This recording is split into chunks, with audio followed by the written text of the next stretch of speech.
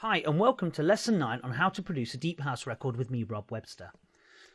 In the previous lesson we was in the middle of the arrangement. Now what we're going to do is start to bring the track to a close, and we're going to reintroduce the original FM7 bass and the arpeggio and the chord sample that we used as well. But until then, what we're going to do is, where we drop down here to the organ bass line, we're going to introduce the sub bass that we created earlier, but we're going to bring that in at the same time as where the green vocal sample comes in. So it's just going to go there, and then it's going to go all the way across the track until the end of the arrangement, which we've already got in, like so. So it just gives the track an extra bit of warmth and a bit of padding, a bit of thickness.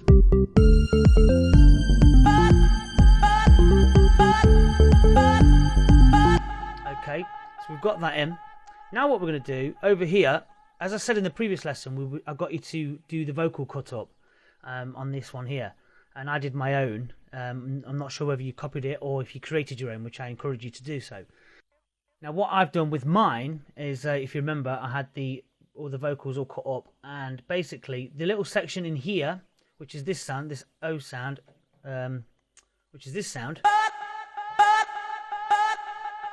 I'm going to take that out of the last two blocks. So that one and that one, I'm going to remove that sound on the F2 key. And I'm just going to do that on the first one and then just copy it over to that one, like so. So just remove those notes and then it will sound like this.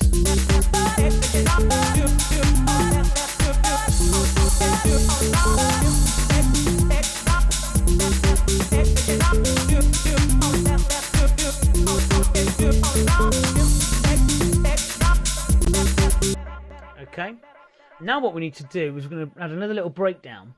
So we need to take the vocal sample and the one with the note that we've just removed from, organ bass line, all of these basically, and this towel sub bass and a crash, and make sure it goes like so.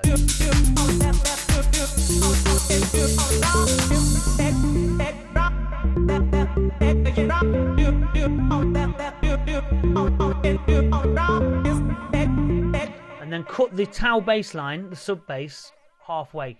Get rid of that for the second section.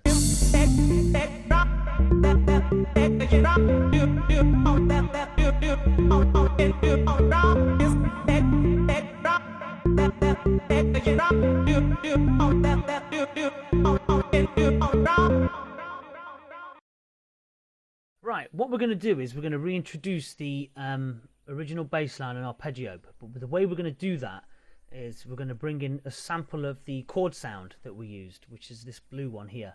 So what we're going to do is we're going to pull that right to the end of the vocal sample, and then we're going to double click, open it up, and get rid of those three. Okay, but we're going to extend this one, this G note, and we're going to bring it to about just before number 4, so go from 2 to 4. Like so. Okay, mine's filtered, so that's why you can't hear it. So I'm going to open up this little arrow here, and I'm going to take the filter down. I'm going to delete some of these filters. Delete that filter. Just double click on them to delete the little dots if you need to. And what we're going to do is, I'm going to zoom in a bit here. What we have to do is we have to make this quite a steep, like so, and it's going to rise straight up. So it's going to go.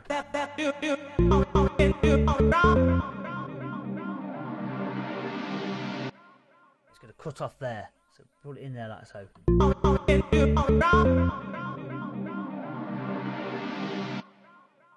then it's going to kick back in.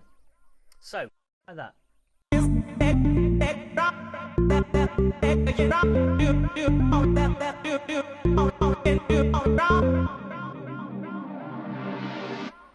Okay, and then what we're going to do is we're going to take a crash and put that there.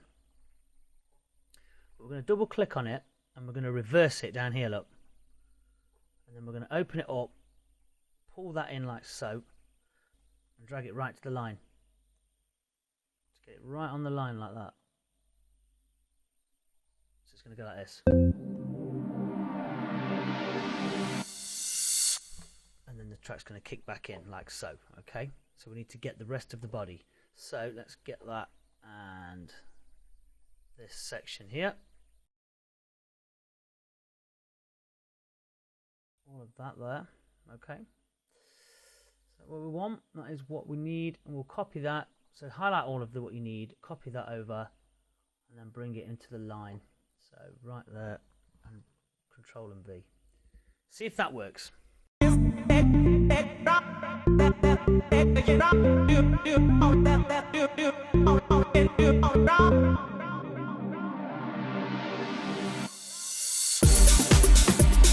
But what we need to do is we need to filter it again. So we need to just get rid of some of these filters in here and then bring this down like so.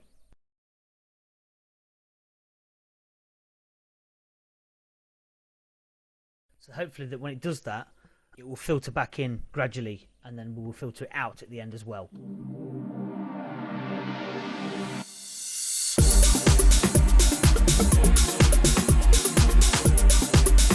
And just use your own initiative, really. You know, your own instinct, should I say? I'm still not quite happy about this crash here, though. I think what we could do is make this chord pad rise shorter. Like that. So about there. That's it. Look, so 1, 2, 3, 207 to just after 208. And then we'll cut off the last bit of the crash as well, like so. Just like that. So it gives it that instant deadness.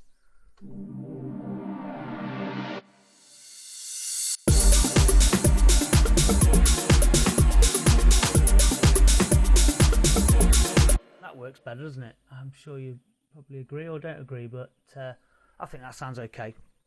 And then what we're going to do is we're going to filter down the rest of these things up. So we're going to build them up as much as we can until we get to the fourth one, which is here in the series. There's 1, 2, 3, 4.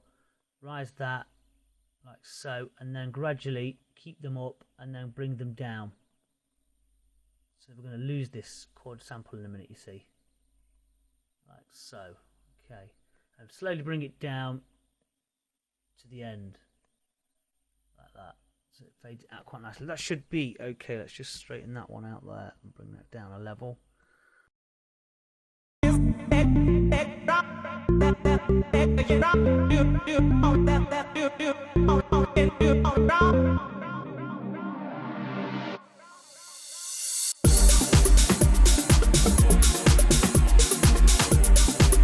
There we go. That sounds quite good to me.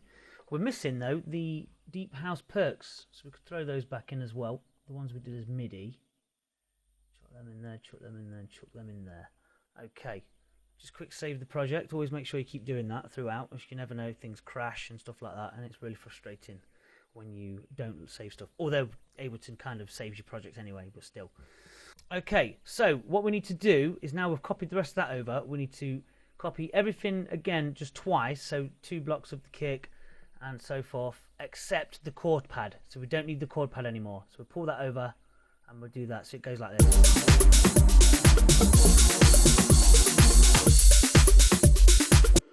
Right, so what we need to do there is we need to make the chord pad fade out more. So we need to bring it down more. So just bring it down and down until it really disappears into thin air.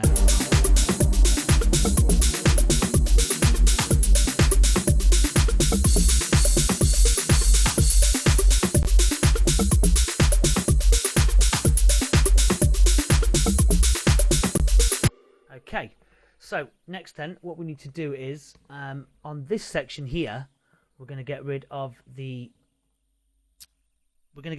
arpeggio. So we're going to get rid of those 4. And on the kick, we're going to delete the last 4 there like that.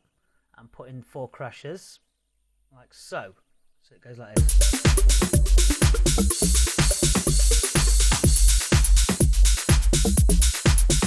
Okay, cool.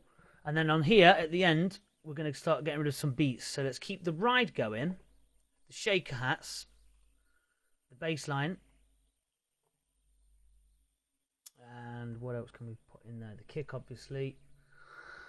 The sidechain mute because the ride is still in. Close hats and the open hats. And we will lose...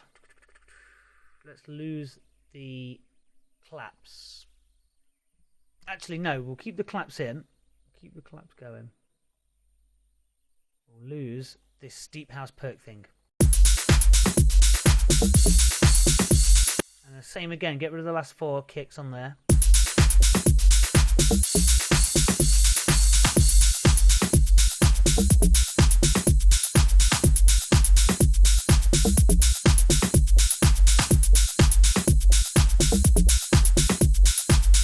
And then we'll get all the kicks, we'll get all the crashes, drop the last 4 again like so. Like that. And then we're going to lose the bass line completely and just take over the beats like this.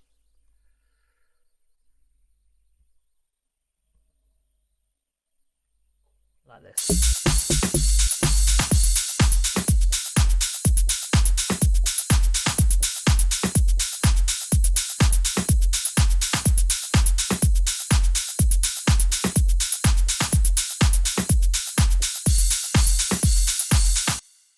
And then we'll put over, take out the snare 1 and the snare 2. Okay, and put those over like that. Whoops, like this.